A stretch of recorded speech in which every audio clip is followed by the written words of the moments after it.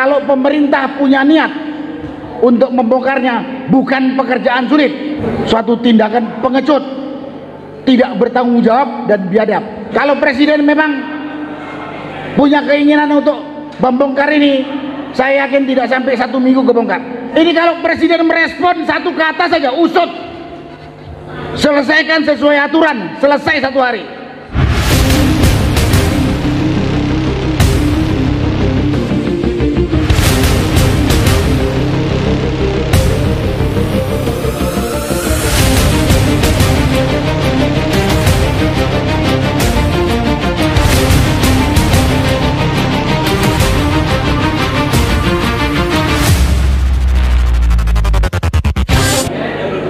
Assalamualaikum warahmatullahi wabarakatuh.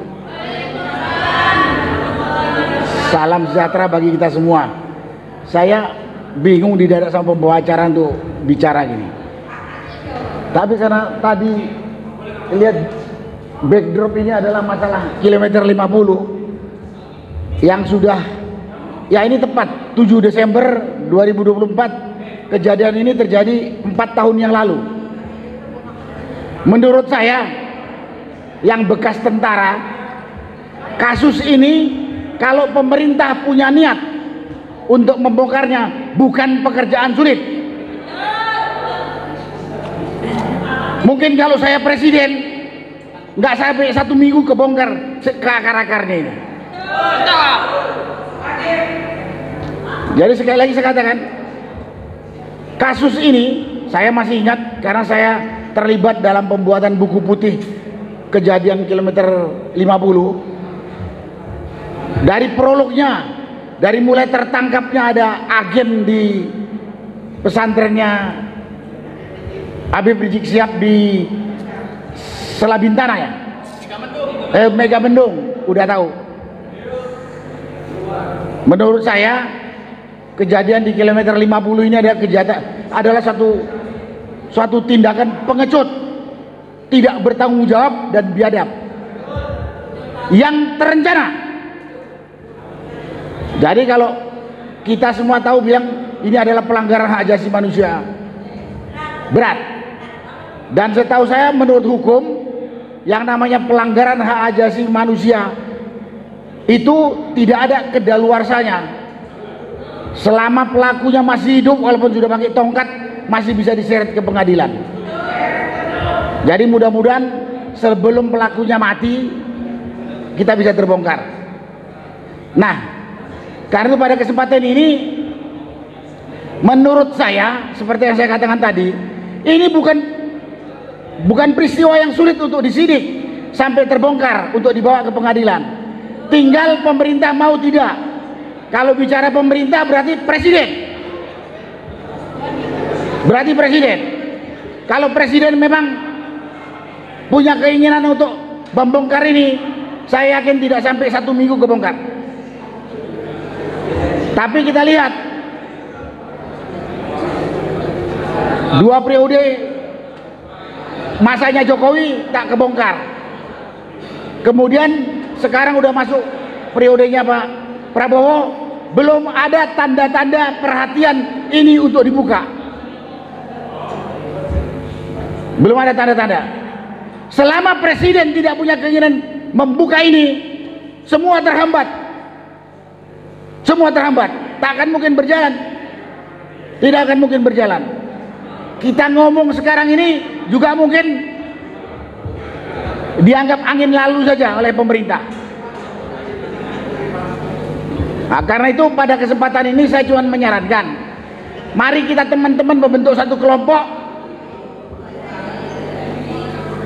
yang tahu masalah ini, yang konsen masalah ini. Kita coba untuk berkomunikasi atau untuk coba menghadap presiden, minta waktu untuk menjelaskan dan mengajukan permohonan kita demi keadilan, demi tegaknya hukum, demi kelanjutan negara Republik Indonesia tercinta yang berdasarkan hukum ini, demi keadilan. Jadi saya bilang Saya menyarankan pada forum ini, kita mungkin perlu membentuk satu tim, kemudian kita menghubungi istana, kita minta berdiskusi, kita minta menyampaikan untuk ini dibongkar. Kalau kita diterima oleh presiden, baru kita bisa juga berkesimpulan presiden punya niat menyelesaikan atau presiden kelihatannya nggak punya niat menyelesaikan. Atau kalau kita udah menghadap ke sana melalui stafnya tidak diterima, kita juga bisa simpulkan kira-kira presiden seperti apa gitu.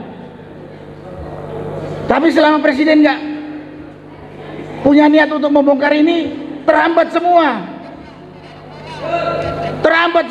berhenti semua. Bahkan kita yang menyarankan ini yang nanti kemudian dikriminalisasi. Jadi pada kesempatan ini saya sarankan kita bentuk tim, kita bikin surat atau datang ke sekretariat negara, kita minta menghadap presiden. Kalau diterima, kita bisa simpulkan presiden berniat atau tidak. Kalau nggak diterima, berarti presiden juga nggak peduli dengan kasus ini. Selama tidak ada perintah dari presiden, kita pesimis. Sekali lagi, kita minta bongkar ini demi kelanjutan negara kesatuan Republik Indonesia yang berdasarkan hukum, demi keadilan, demi kelangsungan negara kesatuan Republik Indonesia yang berdasarkan hukum, bukan hanya omong kosong hukum. Kita udah tahu lah selama ini.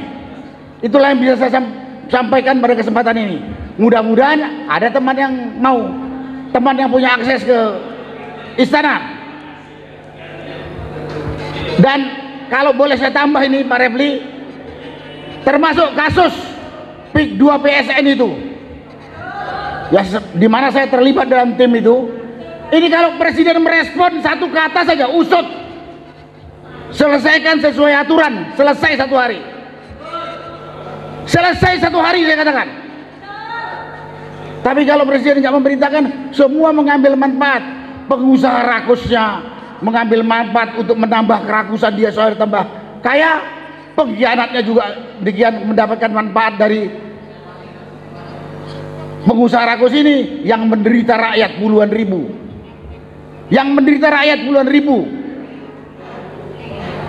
Karena kita udah memberikan data dengan benar. Tahu ada pihak ya memang yang diserang itu Said Didu dianggap tukang bikin ribut, cari perhatian, bikin gaduh dan lain sebagainya. Padahal dikatakan benar gitu.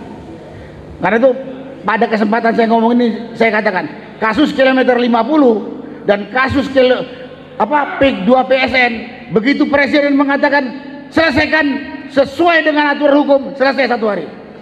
Kalau tidak, ya kita berupaya.